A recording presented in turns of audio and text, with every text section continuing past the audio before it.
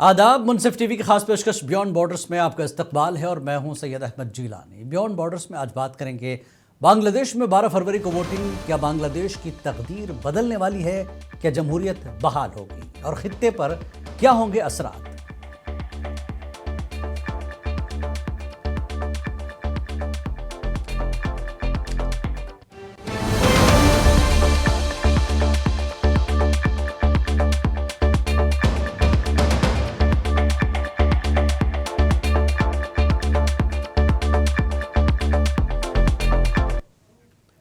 तो नाज़रीन, बांग्लादेश की सियासत में 12 फरवरी एक बड़ा दिन है। शेख हसीना वाजिद के 15 साल इक़्तिदार के खात्मे के बाद मुल्क अपने पहले बड़े अवामी इम्तिहान से गुजर रहा है।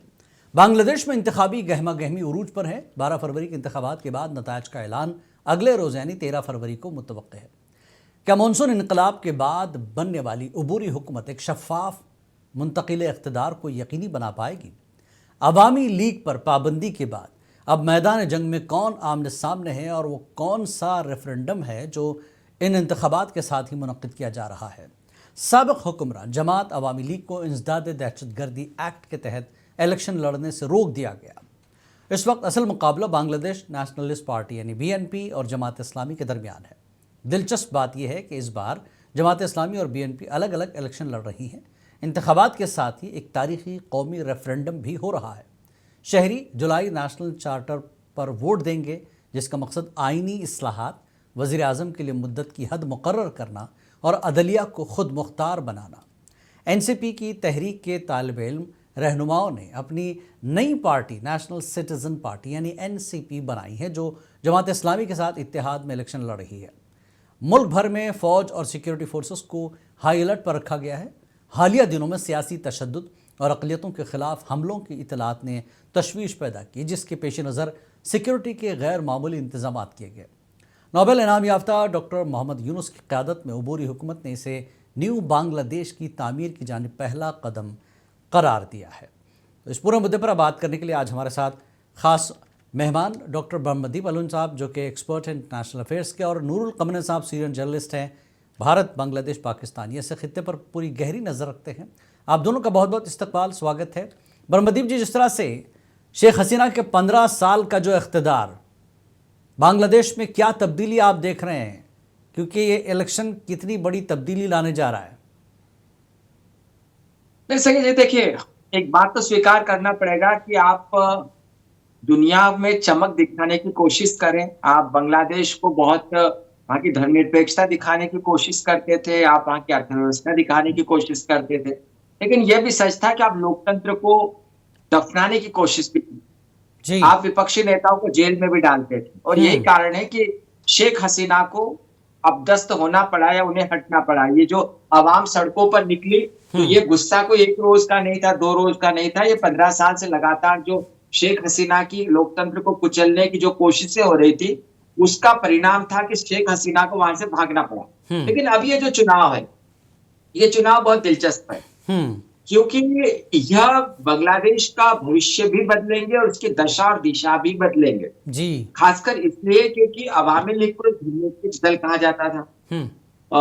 जो बांग्लादेश है वो एक धर्मनिरपेक्ष देश है, उसके साथ साथ एक वहां की जो संस्कृति है वो बहुत ही बहुलतावादी संस्कृति है जी। अब जमाते जो मैदान में जो बड़े खिलाड़ी है, BNP और जमात इस्लामी, ये दोनों कभी साथ में रहा करते थे जी। जमात इस्लामी का दावा बहुत बड़ा मजबूत नजर आता है, लेकिन जमात इस्लामी ये गलती कर रही है। बांग्लादेश में 49.5% पुरुष है, लेकिन महिलाएं 50.5% ज्यादा है।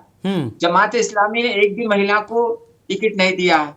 ऊपर से बांग्लादेश जो दुनिया भर में मजबूत है इसलिए क्योंकि बांग्लादेश की महिलाएं रोजगार में 100% रहती है। जो कॉटन का जो व्यापार चलता है दुनिया भर में, जो कपड़े टेक्सटाइल के जाते हैं, उसमें महिलाएं भागीदार बनती है। लेकिन अब जमात इस्लामी ने इस्लामिक मूल्यों के नाम पर महिलाओं को ये मतलब महिलाओं पर दूर रखा है, लादने की जी शर्तें लादने की कोशिश की। ऐसा तो नहीं 2 महिलाएं एक के बाद एक बनते रही, फिर महिलाओं को लाएंगे तो फिर हमें मौका ही नहीं मिलेगा। नहीं, सही भाई, चाहे वो शेख हसीना की बात करें या फिर वो जी। नहीं, अब नहीं, जमात इस्लामी की एक सोच ही अलग है। जी। वो अलग सोच से चलती है ना। और वो कुछ भी हो, लेकिन उसके जो चुनाव में जिस प्रकार से उनका व्यवहार रहा है, तो महिलाओं में गलत संदेश गया है। हम्म। और यही कारण है कि जमात इस्लामी के पक्ष में कितनी महिलाएं खड़ी होगी, इसके बारे में पता नहीं, मैं वोट के ताल्लुक से कह रहा जी हूँ। जी जी। लेकिन बीएनपी पर आते हैं, तो हम्म। बीएनपी बहुत पुरानी पार्टी है, कैडर बेस्ड पार्टी है। जी। तारिक रहमान के आने से उसमें जो है वो एक यूनिटी भी आई है। हम्म। अब तारिक रहमान के आने से यूनिटी तो आई है, लेकिन देश में उसका बिखराव भी बहुत है। दूसरी जी। तरफ जमात इस्लामी ने चुनाव भी जीते यूनिवर्सिटीज के।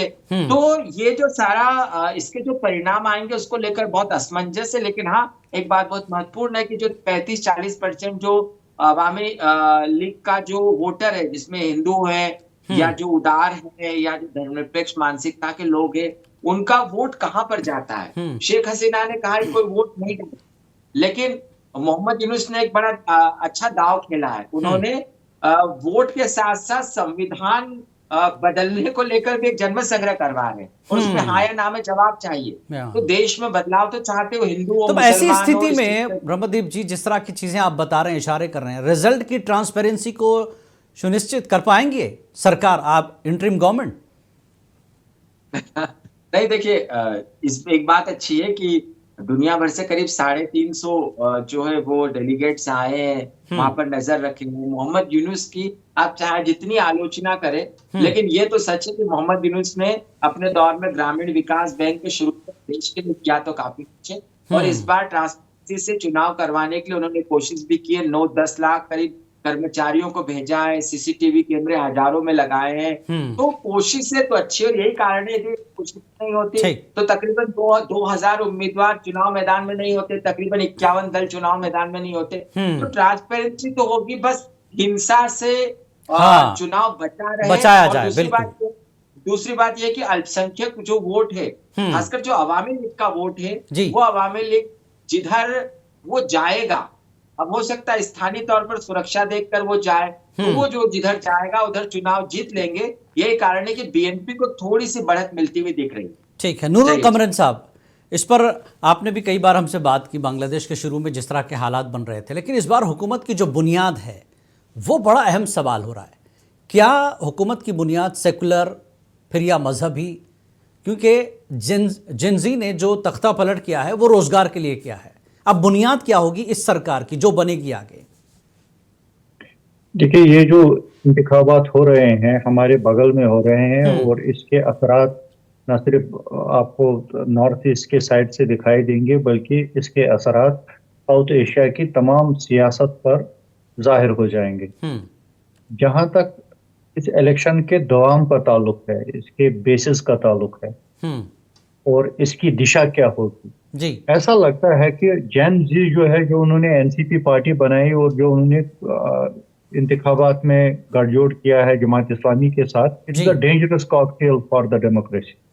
देखिए, जैन जी के जो जज्बात होते हैं, और अगर इसको कोई भी जुनूनी मजहबी पार्टी साथ मिल जाए, it is a very dangerous cocktail for that country and to its neighbourhood. यानी घी में आग में घी डालने वाला काम होगा। बिल्कुल। आप देख लीजिए, जो वहां आपने बिल्कुल सही फरमाया कि जो वहां रेवोल्यूशन हुआ था वो हुआ था फॉर अगेंस्ट रिजर्वेशन। आप देख लीजिए, अगेंस्ट रिजर्वेशन से वहां के हालात कहां पर पहुंचे हैं।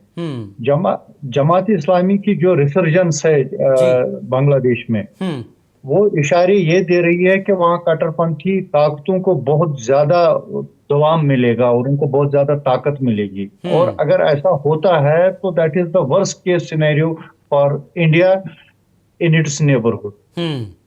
जहां तक जो इंतखाबात हो रहे हैं, देखिए, आपको इसमें ये देखना है कि जो शेख हसीना जी थी, उन्होंने एक ऐसी सियासत चलाई थी जिसको हम ये कह सकते हैं मोनोपोलाइज्ड डेमोक्रेसी। जी। उन्होंने इतनी मोनोपोली की थी कि एक ही पार्टी जीतती थी, बाकी पार्टियों का वजूद खत्म कर दिया।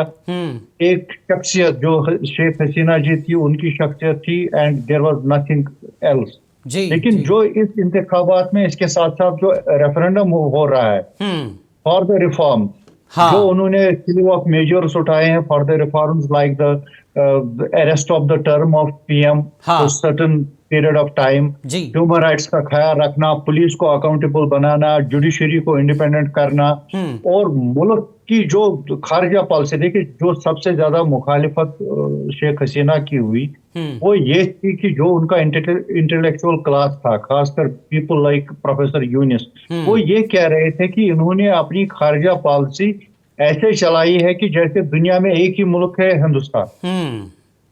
तो उनकी जो खारजा पॉलिसी थी that came under sharp criticism that it has become a client country of India. जी तो उस मखमसे से क्या दिशा ये दे सकते हैं इसको। अच्छा, उसमें एक और खास बात है, अगर आपने देखा होगा जो उन्होंने चार्टर बनाया है इन सालों में, जी 2026 से अभी तक, उसमें एक जो सबसे अहम बात है वो ये है कि जो भी नई हुकूमत मौरिज वजूद में आएगी बांग्लादेश में, उसका पहला काम ये है कि it has to implement the charter either in 180 working days और 270 दिनों में उनको ये खत्म करना है, either of the two।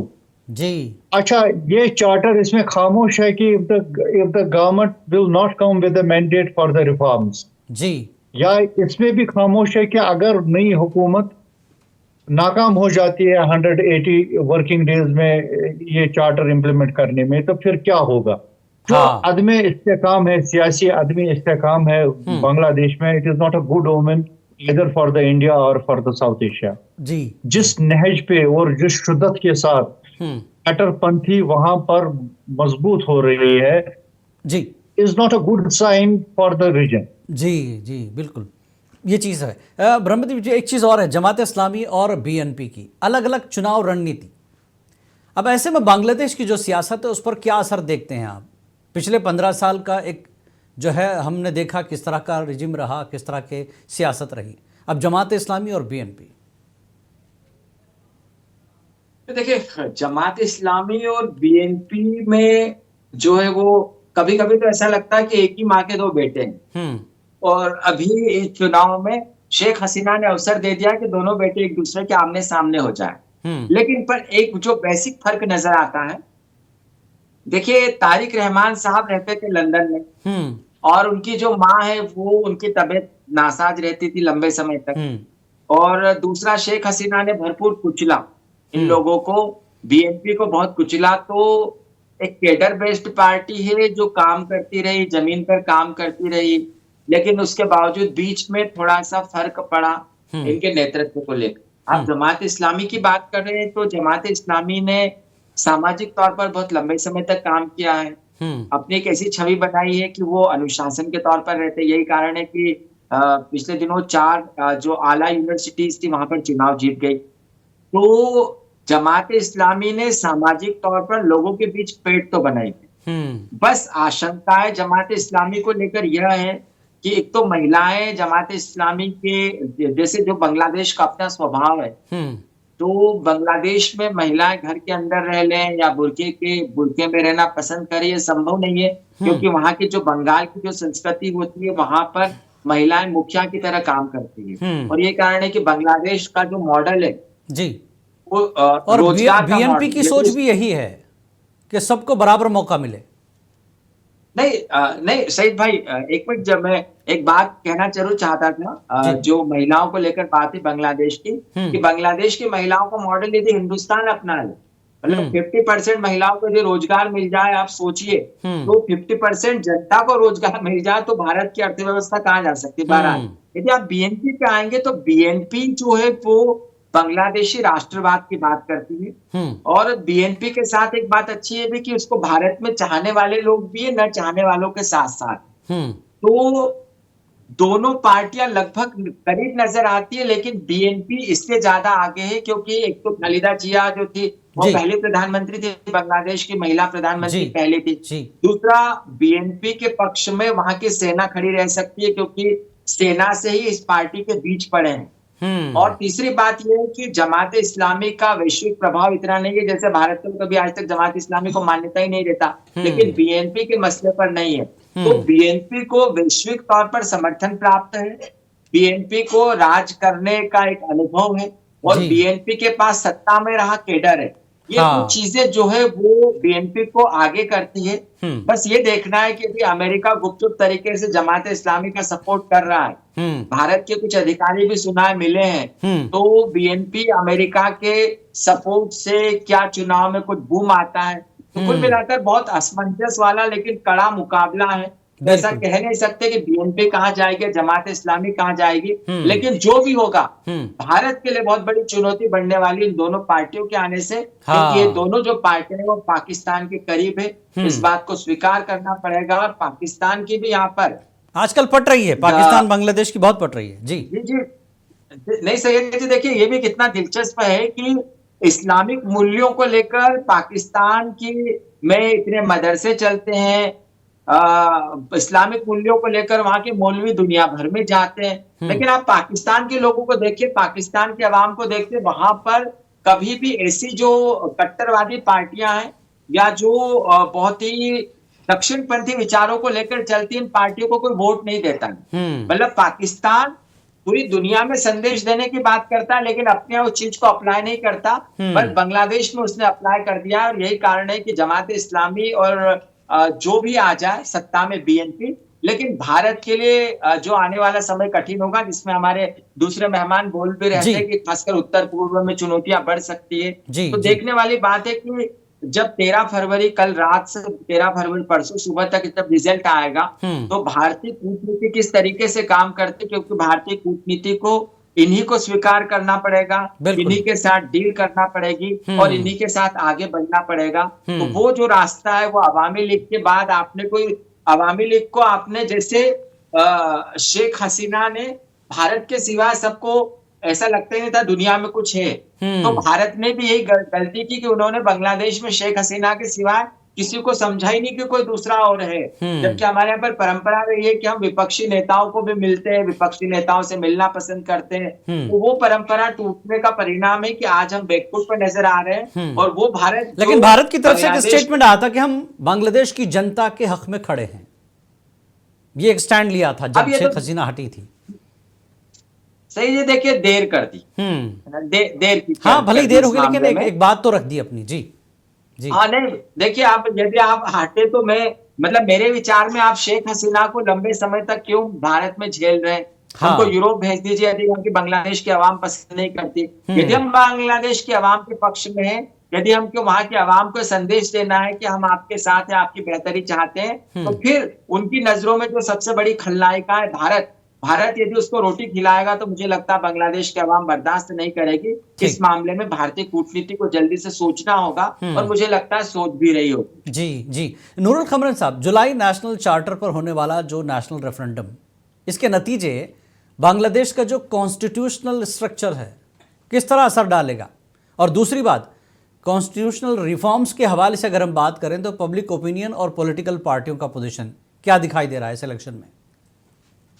इस इलेक्शन में ये दिखाई दे रहा है कि जहां तक जेन जेड का ताल्लुक है, जो नौजवान है वो बहुत ही सरगर्म है। They are very active on the field. दूसरी बात ये है कि बांग्लादेश के जो लोग हैं वो बहुत ही इंटेलिजेंट है। उनका जो इंटेलिजेंसिया है, they understand that they need the charter to be implemented to give some kind of a direction to their diplomacy at the world level and to emerge as a country which has its own foreign policy. ये वहाँ सबसे बड़ा एक मुद्दा है कि हमारी foreign policy मुल्क की ऐसी होनी चाहिए कि it should look like complete independent country having its own options to operate, not to be dependent on single country like India. जी तो इसमें जो चार्टर के बाद जो आएगा, जो सामने आएगा, जो इलेक्शंस के रिजल्ट्स आएंगे, इन ऑल द केसेस जो भी पार्टीज इस वक्त मैदान में है, all of them are very close to Pakistani establishment and to the US establishment. बिल्कुल ये बात माननी पड़ेगी कि this time government of India doesn't have any kind of, आप मान लीजिए कोई लिवरेज नहीं है वहाँ, डिप्लोमेटिक लिवरेज नहीं है, कोई डेप्थ नहीं है किसी पार्टी में कि we can manoeuvre things in our favour. लेकिन जब भी रिजल्ट्स बाहर आएंगे, मैं इन कोपेनिस के साथ एक बात के साथ और ऐड करना चाहता हूँ जो इन्होंने पाकिस्तान के बारे में कहा। Pakistan is the single country which has been able to now create Taliban in Afghanistan, by grooming it up, by propping it up, and by finally making a government there. तो बांग्लादेश में अगर जमात इस्लामी मौजूद वजूद में आती है, हुकूमत साजी में आ जाती है, तो it would be the second country being propagated and nurtured by the Pakistani fanatics to have another Islamic party in the ruling class. जी लेकिन हाथ ये है कि जिस पाकिस्तान में Jamaat Islami tried its best during the heydays, इनके जो सबसे अरूज के दिन थे वो थे जुल्फकार अली भुट्टो के वक्त। जी उस वक्त प्रोफेसर गफूर अहमद इनके जमात इस्लामी के चीफ थे। जब इलेक्शंस खत्म हुए, हालांकि लोगों का जम गफीर उनके साथ होता था, Maulana Maududi used to be there, लेकिन उसके बावजूद उनको कोई सीट वहां नहीं आई, मतलब कुछ गिनी चुनी सीटें आई। दूसरी बार जो मौके आराई हुई पाकिस्तान में between the fundamentalists and the secular forces, that was between the Benazir and Qazi. तो आपने देखा होगा तब ऐसी स्थिति में, ऐसी सूरत हाल में खबर साहब, इलेक्शन बांग्लादेश की जमहूरियत पर क्या असर पड़ेगा? जैसा कि आप कह रहे हैं जमात इस्लामी है, फिर अवामी लीग पर पाबंदी लगा दी गई, ठीक है, पिछली सरकार की तरफ से। ऐसे में जमहूरियत कैसे नजर आ रही है बांग्लादेश में अब? देखिए, दिस टाइम जो इस वक्त देखिए क्या हुआ, वहां नौजवान सड़कों पे आए, स्टूडेंट सड़कों पे आए, Hasina Wajed try to brutally kill the rebellion. तो उसका नतीजा ये हुआ कि she had to leave the country. जी जब वो भाग गई वहां से और अवामी लीग पर किताब शुरू हो गया, from the establishment, from the army, from the police, और बिखर गई वो पार्टी। शेख हसीना पनाह ले गई हिंदुस्तान में। तो इस वक्त जो वहां की सूरत हाल है, देखिए, जब टर्माइल हो जाता है, टर्न आ जाता है, जब कोई एजिटेशन हो जाती है, उसका कल्मिनेशन क्या है? वहां स्टूडेंट्स एजिटेशन का कल्मिनेशन है NCP and the charter of change. देखिए, ये सिर्फ एक इनकलाब नहीं था, इस इनकलाब का मुद्दा और मकसद ये था कि बांग्लादेश में जो सियासी इस्तेहकाम आगे की तरफ हमको ले जाना है, उस सियासी इस्तेहकाम की बुनियाद ये होनी चाहिए, there should be an independent foreign policy, there should be an independent judiciary, there should be an independent election commission, and there should be student right, and the police, security forces and army should be accountable, and the term of the prime minister should be limited. कि वो 25 साल 30 साल चलता रहेगा single party system में, उसके खिलाफ वो लोग हैं।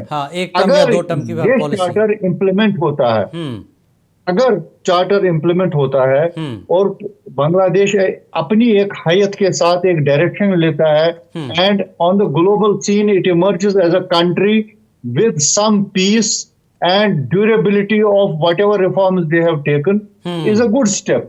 लेकिन जहां तक इस वक्त इमरजेंस ऑफ पॉलिटिक्स है वहां, उसमें जो कट्टरपंथी सोच है, वो बहुत हद तक डीप डाउन सीप हो चुकी है, and that will destabilise Bangladesh ultimately. That is not good for them and that is not good for their neighbourhood. बिल्कुल। ब्रह्मदीप जी, आखिरी सवाल आपसे भी जानना चाहूंगा। इंटरिम गवर्नमेंट का एक जो है स्लोगन है, न्यू बांग्लादेश का स्लोगन। अब ऐसे में जनता की क्या अपेक्षाएं, एक्सपेक्टेशन आपको दिखती हैं? एक तरफ रेफरेंडम, फिर दूसरा न्यू बांग्लादेश का स्लोगन, जनता की अपेक्षाएं क्या? नहीं सर जी, देखिए, रेफरेंडम जो है वो बहुत जबरदस्त है, खासकर एक वो कि जो कोई प्रधानमंत्री 10 साल से ज्यादा, मतलब 2 टर्म यदि पूरे कर लिए, उससे ज्यादा नहीं रह सकता। दूसरा, वो न्यायपालिका की स्वतंत्रता की बात कर रहे हैं, चुनाव आयोग की स्वतंत्रता की बात कर रहे हैं। ये ऐसे जो निकाय रहे हैं जिनका दुरुपयोग जो है वो खालिदा जिया ने भी किया था और उसके बाद शेख हसीना ने भी किया था। तो चेंज तो आने वाला है इस देश में। बस इस चेंज में सबसे बड़ी बात यह है कि कट्टरपंथी ताकतें मजबूत हो गई, तो फिर वो बांग्लादेश के लिए दिक्कत पैदा हो जाएगी, फिर उनकी अर्थव्यवस्था कमजोर हो जाएगी। यदि उदारता की ओर ये देश बढ़ता है तो फिर अब बीएनपी आ जाए या जमात इस्लामी आ जाए और संवैधानिक तरीके से काम करते हैं, धर्मनिरपेक्ष स्ट्रक्चर बनाकर रखते हैं, तो मुझे लगता है बांग्लादेश बहुत आगे जाएगा। और ये जो चुनाव है, 13वें आम चुनाव, ये इस देश के लिए बहुत ऐतिहासिक साबित होंगे। अब देखने वाली बात यह है कि जिस भी पार्टी को बहुमत मिलता है वो बांग्लादेश की बेहतरी के लिए काम करती है या अपनी या धार्मिक कट्टरता के तौर पर इस देश को उभारने के लिए काम करती है। यदि बांग्लादेश के अवाम के लिए काम करेगी तो निश्चित तौर पर ये मेमोरेंडम या ये जो चुनाव है ये बहुत जबरदस्त खासकर रिजल्ट देने वाला है। जेंजी की जो डिमांड्स है उस पर अब बांग्लादेश को गौर करना पड़ेगा, वरना फिर इस तरह के हालात ही रहेंगे। जी बिल्कुल, देखिए जेनजी जो 20% वोट तो 15 से 24 प्रतिशत जो है, 15 से 24 साल का वोट जो है वो 20% है। तो जेनजी रोजगार चाहता है और सर ने जिसके एक बात जरूर कही थी कि जो आरक्षण दिया गया था उसके विरोध भी हुआ था। तो आप जेनजी को रोजगार दें, उनका भविष्य सही तरीके से दिखाएं और साथ में देश में शिक्षा का माहौल ठीक रखें, सामाजिक माहौल ठीक रखें। तो मुझे लगता है कि आने वाले समय में बांग्लादेश का जो सीन है वो बदलेगा। बस लोकतंत्र मजबूत होना चाहिए, वो बहुत ज्यादा जरूरी। बिल्कुल। कमर साहब, आखिरी सवाल आपसे भी एक कि ये तो खैर बांग्लादेश की अंदरूनी सियासत है, लेकिन एक पॉइंट आप भी अक्सर जिक्र करते रहें कि बांग्लादेश के मौजूदा सिचुएशन में शेख हसीना का जो तख्ता पलट हुआ है तो मुबैना अमेरिका की कारस्तानी है। तो इस इलेक्शन के बाद अमेरिका जो चाहता है वो हासिल करेगा, क्योंकि अगर भारत से भी अभी ट्रेड डील हो गई है तो भारत भी इसका फ़ायदा उठाएगा। भारत भी नहीं चाहेगा कि बांग्लादेश हाथ से जाए, अमेरिका भी नहीं चाहता जाए। आइलैंड वाला जो इशू था, देखिए जो आइलैंड वाला इशू है वो तो शेख हसीना ने प्रेस कॉन्फ्रेंस में कहा कि I denied them the access, so they told me to be ready to move out of the country. लेकिन besides that एक चीज है कि अमेरिकन प्रेजेंस और अमेरिकन इन्फ्लुएंस और अमेरिकन आप मान लीजिए push for changing the government and changing the direction of revolution in the South Asia has increase.